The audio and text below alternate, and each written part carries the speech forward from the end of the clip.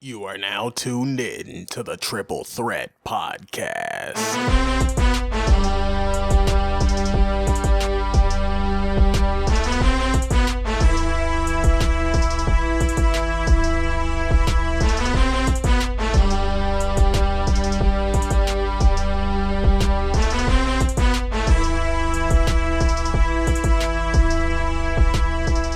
All right, everybody. Welcome to another edition of Triple Threat Podcast. My name is Ken Triplett, joined with my partner in crime as usual, Jordan Triplett. And we are in Dallas, coming to you live from a swank hotel here. Live and direct. Live and direct, that's right, in Irving, Texas. And we are so excited to be here because it's the yearly Thanksgiving Day game for your Buffalo Bills. It's been 25 years since the Bills have played on Thanksgiving. Wow. And that last game was against the Detroit Lions. I remember that game. Probably before your time. Definitely before my time. Only 23. Yeah, exactly. So I think you were just on the way, maybe, around that time. So, or at least being thought of. So anyway, the Bills are playing the Dallas Cowboys tomorrow in AT&T Stadium. And again, that Detroit game, the Bills lost that game. I remember, I believe it was 31-19 or 31-17. Just a kind of game whereby the home team, they know how to play this game. It was against the Detroit Lions. Of course, they played every year. The Dallas Cowboys do the same thing. They play this game every single year, and they know how to play this game. And it's almost like it's their, I don't want to say their Super Bowl, but if you're the visiting team, you're already behind the eight ball in terms of preparation and how do you get ready for this. You got distractions, you got family, you want to bring your family to the game, but you only got 3 days to prepare. So that is something that the Buffalo Bills and Bills fans that you're going to have to look for in terms of how the Bills start this game out. Are they going to be hype? Are they going to be sloppy? Are they going to be distracted? So the first quarter, I think, Jordan, is going to be really important in terms of how they approach this game and how they can execute during this game. Yeah, you can't let them smack you in the mouth when you come in on Thanksgiving. Again, like you said, Dallas plays this every year. They know exactly what to expect, how to deal with it. The Bills, it's twofold because not only are we on Thanksgiving, it is prime time, and it is going to be the most watched game all day. And it's so important for not only just the public perception, but also their record right now. They still do control their own destiny in terms of getting that wild card spot, which they do still have a firm grasp on. But this game will go a long way if they can win this to solidifying that status in the playoffs. But just consistently playing these games and building confidence, knowing that they can hang with a division leader like the Cowboys and come into their home on Thanksgiving and be able to compete and just try to keep the season and the hopes alive with us. Right. I, for one, hope the Bills come out loose. You know, I think they should really look at this game as something they can have fun with. Not necessarily, a big hype, this is our Super Bowl type of game during the regular season, but have fun that you're going to be on this big stage because Bills fans have been looking forward to, okay, we get through this patch of the schedule, we get to 8-3, and then we need 2 more wins. So out of those 2 wins, everyone's looking at the Cowboys game as, man, it's a tough game. It's on the road. It's Thanksgiving. So, I hope they play well, but they don't necessarily have to win this game to achieve their goal. So come out loose, come out ready to have fun. You've got one Cowboy in particular who's looking to have a good game, which is Cole Beasley. He's obviously the players downplay it, but he's looking forward to having 8-9 catches for a couple touchdowns and everything. That revenge game. Yeah, exactly. And he took a lot of heat for not just leaving the Cowboys, but coming to Buffalo of all places. Oh my gosh, how you're going to lose? How could you? And that's not happening. You're not going to win over there. Exactly. Your quarterback's worse. All this stuff. Exactly. So he's going to be looking to have a show-out game, so to speak. But you can see this team, especially as the weather begins to change, the Bills may have found their offensive identity finally. And they are running the ball a lot more. Their run output has been going up the last couple of games. They're using motor a lot more. Devin Singletary and Frank Gore is a 1-2 punch. And I think you're going to see, especially there's not going to be any inclement weather tomorrow, but there will be some breezy type of weather, if you will. Little, mid 50s, which is great football weather. A little bit wet. A little bit wet. But the Bills are going to, I believe, again, just try to run the ball more, keep the ball out of the hands of the Dallas Cowboys, who, surprisingly have the number one ranked offense in the NFL. And Dak Prescott, man, he is having an incredible season. He is, I believe, number one in a lot of passing categories. The Cowboys are the number one passing team, from what I can see in the NFL. And so, defensively, you're the third-ranked defense in the Buffalo Bills.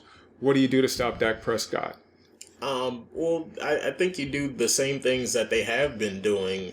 Even just playing against the top quarterbacks that they have so far, including Tom Brady, who he honestly had a terrible game that nobody really talks about in that Patriots game that really should have been a win for the Bills had Josh Allen not imploded under the pressure. But they've been great against quarterbacks all year. I mean, they've got the number 3 defense just by yardage and points right now. So the team just needs to keep doing what it does defensively. And Dallas is good at a lot of short weaknesses that we do have, like screen passes or play action, which they love to do, and that's their number one weapon. So we just need to stay focused and not play conservatively, but watch out for those sort of gadget plays that seem to gash us left and right. Absolutely. So what the Bills defense will be looking for, obviously, is to shut down Ezekiel Elliott. And when you look at Dak Prescott, he is still a dual threat quarterback. He doesn't run nearly as much as he used to. He stays in the pocket more often, which is the natural development of any quarterback. But he can still beat you with his feet, and so the Bills are going to have to look for the possibility of him, especially on third down, if he can't find his target, to start leaving that pocket and picking up and making plays with his feet for the team, for the Cowboys. So that's number one. Number two, this is a guy who really scares me on this Cowboys offense. It's Amari Cooper.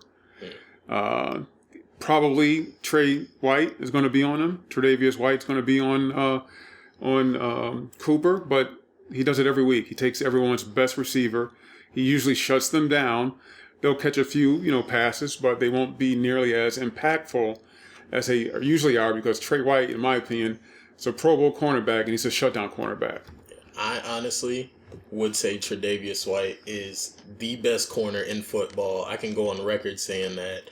I think Gilmore's numbers have been inflated just off the strength of being coached by statistically the greatest coach of all time. And his defense has been ridiculous all across the board. And I don't think you can really put that on one guy like Stephon Gilmore, just because the Patriots do get a lot of pressure and they do scheme so well that Gilmore doesn't have to do that much. But Trey, he comes in and locks up each corner, each opportunity that he gets. And the Bills' defense, the way they really have it is that a lot of times they'll keep them on their sides of the field. So Trey will stay on the defense's left side, and Levi Wallace will be on the right side. And they'll shadow in some cases, but mostly they stay to their sides. So with him lining up with Cooper or even Michael Gallup, who's been doing great, I don't think anything's going over Trey's head at all.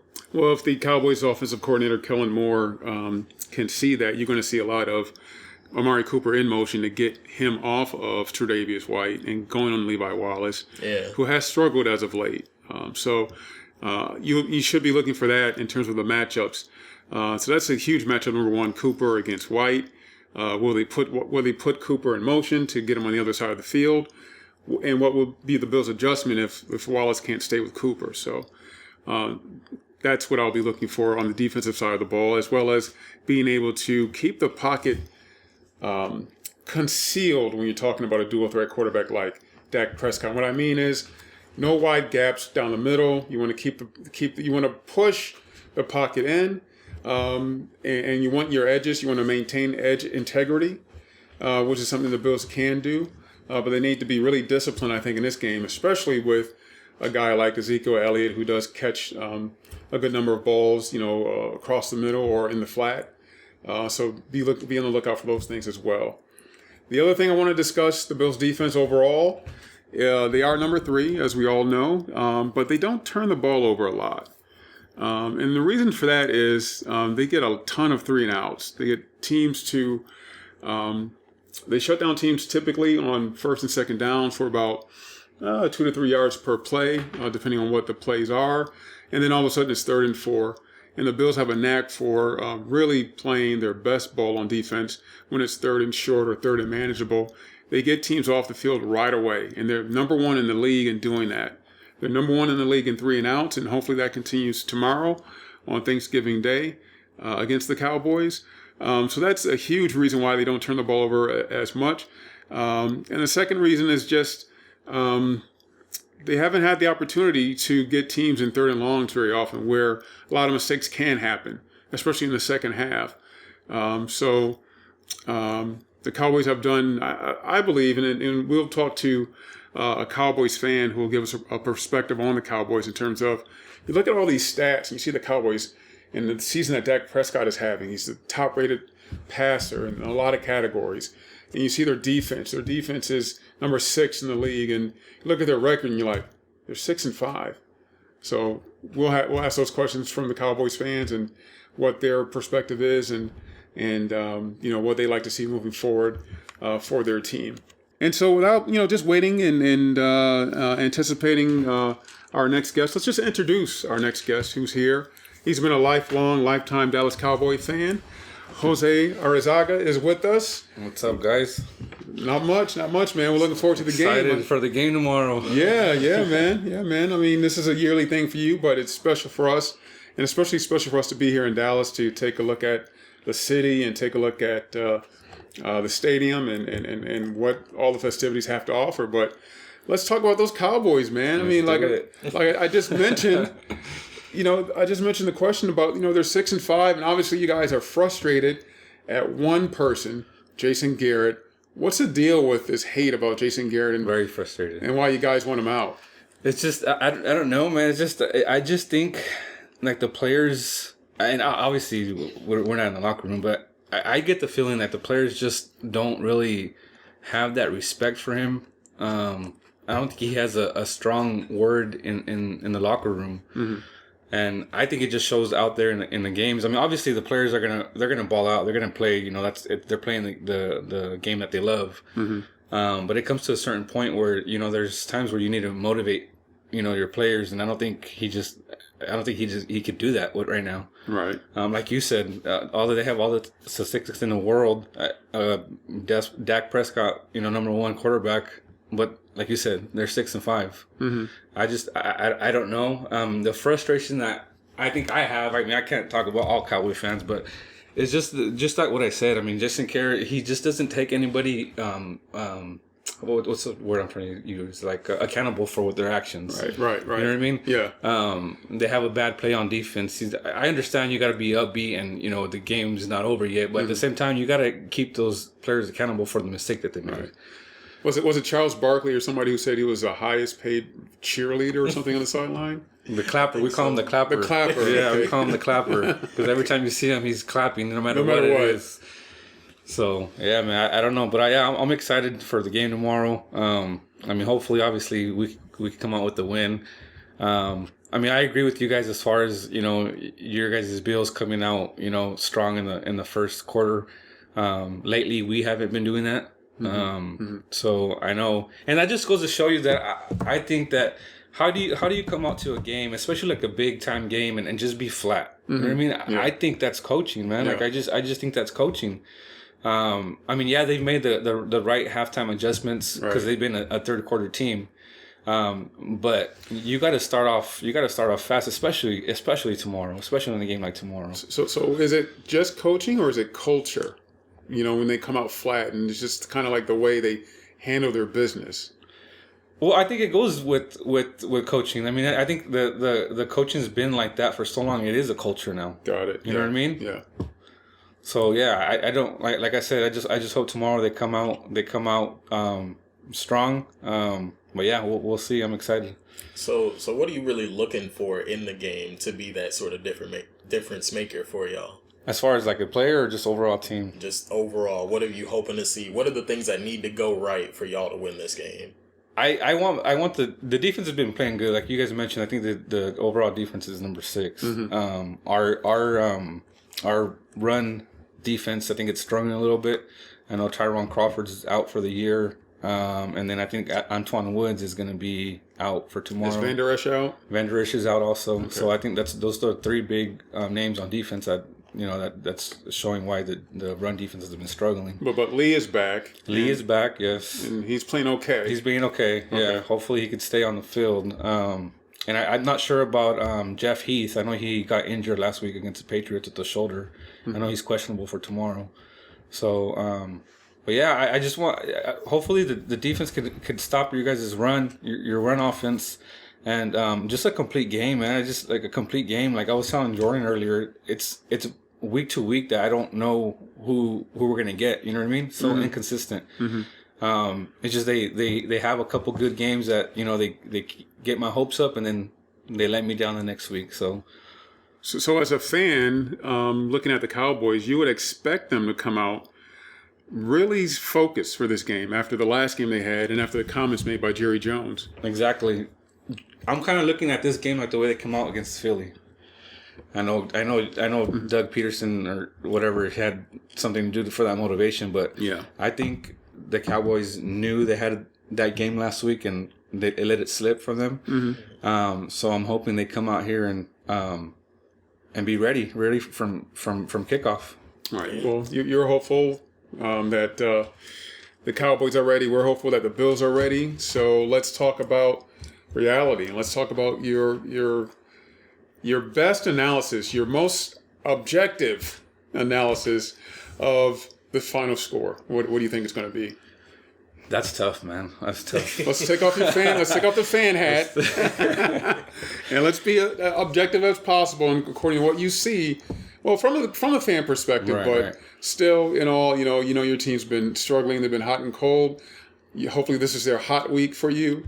So, what do you see overall in terms of final score? Well, hopefully they could make that statistic that they haven't beat a winning team. They could turn the corner on that. So, I'm gonna go with the Cowboys. I'm gonna say 24-17. 24-17. All right. Okay. Sounds good. Well, Jose Arizaga, Dallas Cowboys fan, we appreciate you coming on and giving us that insight. We will obviously be looking forward to tomorrow's game, and 24-17 sounds like best score or as good a score as any, and we appreciate it, man. So thanks for stopping by. Thanks for letting me be on this. I'm excited. My first podcast. All right. Hopefully it went pretty good. Yeah, you did great. Appreciate it. We appreciate it. All right. And along with all your points there, especially like you said, they haven't beat a winning team. When they do play a team with not the greatest record, they absolutely demolish them. Like we saw the Dolphins game where they demolished them, and then you see the Patriots game where they look completely flat on offense. Outside of a few questionable calls, which you obviously always expect with a New England Patriots game. But like you were telling me earlier, that it shouldn't have come down to that. That they should have come out with more fire to start out, more intensity, more just inventiveness with the play calls as well. And what you're getting here is just a sort of toss-up game to me, because they do play well against teams that are just not completely overly talented, and then when they do play those super talented teams like the Patriots, it just looks like they're intimidated in some sort of way, and you really don't know what you're going to get for this game, just because on one hand, statistically the Bills are great, 8-3, looking like almost a lock for a playoff team. I don't want to jinx anything, knock on wood, but knock on wood if you're with me. But yeah, I just don't know what you're going to see from this team, because on the other hand, they're still the Bills. The offense sputters at times, and when the offense really sputters, it's hard for the defense to just hold it together for them. So in one week, the defense can look great because the offense is keeping them off the field and keeping them fresh and putting up points. And then there's other weeks where the offense can't get anything going and the defense just wears down over time. And then this team looks like a far different team than one you would suggest from an 8-3 team. Mm-hmm. So because of that, I'm going to say the Bills come out and surprise us. Really? Yeah, I didn't think that they would come away with the win before. I have a gut feeling they're going to surprise us and really show up as a team that wants to make their arrival on the national stage. This is the one time they have to show out to put themselves into that upper echelon, into that playoff category team. Mm-hmm. And I think they'll do it and come away with a score of, let's say, 27-21. Bills. Yes, Bills. Oh, wow. Yes. Okay. All righty. Well, I mean, I respect that analysis, and I, for one, think that, and I can see what you're saying in terms of the Bills coming out and wanting to make this their statement game, their coming out party, if you will. And hopefully they are approaching it that way. On the flip side, I think this is the Cowboys' hot week, however. I think they have caught the Cowboys at a bad time. I think the Cowboys will rebound from their debacle in Foxborough. They've done it time and time again, as you know, as Jose Arizaga pointed out to us, is that, you know, when they've had bad games, they respond with a great game. You know, like I said, that Eagles game that he mentioned comes to mind, where they just really just shut them down and showed out and right at their ship at that point in time. I think this game, this week in particular, is, again, another statement game for the Dallas Cowboys. So I think they come out hot. I think they come out ready and focused. And I think that neutralizes what the Bills will do on the flip side. I think hopefully the Bills come out ready to play. They're focused, but they're also loose because this is not a game that anyone expects the Bills to win. So if they win it, great. If not, okay, you're 8-4. It's not the end of the world. You come back home. You do have the Ravens, however. But Bills fans are looking at two particular games to get those 10 wins. They're looking at beating the Steelers at home, which is very winnable, and beating the Jets at home to get those 10 wins. If they win tomorrow, it's all gravy. And I think that may be the message that Sean McDermott gives to the Bills. And hopefully, I think hopefully Daboll doesn't use this opportunity to showcase Josh Allen, because I don't think this is the right game to do that. I really don't want to see him try to air it out with 5 wide spread sets. No, empty backfield sets. The entire first half, no huddle, which is what they're doing now. It's part of their identity. I really want them to really pound the ball with Gore, and then bring Singletary out as well for rushes around the edge, and then hitting tight ends on play action and bootlegs. Having said that, I just don't think this is the game that the Bills are going to come on top on. So I'm going to go Cowboys 27, Bills 17. 27-17 Cowboys. So hopefully, Bills fans, I am wrong, and we do run away with this game. But again, I just think it's an uphill battle with everything that has kind of accumulated during the week, or this short week, if you will, for your Buffalo Bills. Well, the good thing is somebody's going to be right here today. Somebody will. Don't be surprised, though. Don't be surprised. I think that the Cowboys kind of take their opponents lightly at times, and they would take an 8-3 team lightly. I just think they just they can't, like we mentioned before, come out flat, man. And if you guys get off to that hot start and go up 10, 13 points, you know, obviously Dak's gonna do what he does, but I've seen them fall back too many points and just can't come up. And this is the type of game, and I hate to say it, but this is the type of game where the Cowboys disappoint the Cowboys fans. I go back to the last time that I was here for Thanksgiving. They played the Redskins. I can't remember the Redskins, but the Cowboys were favorite. I think they had Colt McCoy as a quarterback, and they ended up losing that game. Wow. So I've been here in the past. Knock on wood, it didn't happen again. I'm here with my son, so hopefully he could experience that victory. But again, we'll knock on wood, but I'm telling you, don't be surprised. It's just like Jordan said, it's a gut feeling for myself too, and people. I get a lot of crap from other Cowboy fans saying I'm not a real Cowboy fan. It's just I'm a realist, You're a realist, man. I'm yeah. a realist. Like Yeah. I've Gotta be. it's been 23, 24 years. Yeah. You know, it's frustration. I've seen it. Yeah. Just like Tony Romo's career went down the drain with Jason Terry at the helm, and I hope Right. this doesn't happen with Dak Prescott. Right. So yeah, I mean, just like you had said before, I mean, dual threat. I'm hoping he does a little bit more running when it opens up, but like I mentioned, don't be surprised if the Bills pull this off. All right. Well, we're not going to feel sorry for you guys if you guys lose. Vice versa. Cry me a river. I mean, you guys have so much talent, and the Bills are just building their talent base right now. And thankfully, they've had a great year so far with a second-year quarterback and a very young team overall. But when you talk about history, you want to talk about frustration. Oh my goodness! Let's not bring up history. We're talking about Bills Cowboys now. Oh my goodness! Well, the Bills are looking for their second playoff appearance in within 3 years, which would be great. But prior to that, the last playoff appearance was 1999 against the Tennessee Titans with the famous home run forward pass, throwback, whatever they want to call it. We all saw it. Yeah. So it's the last 20 years have been frustrating. The 90s was a great decade, but at the end of the day, it's all about the quarterback and the coach. It's all about those two elements. And if the Bills do win, what do you expect is going to happen the next day? Yeah, I hope he gets fired. No, so I mean, like I think Jerry Jones just did an interview today, and again, he said how much he loved Jason Garrett and he wants him to be the man. So I don't know if that's just sounds like the kiss of death. Exactly. I'm not sure if that's for the for the camera for the interview that he did. Yeah. I doubt it.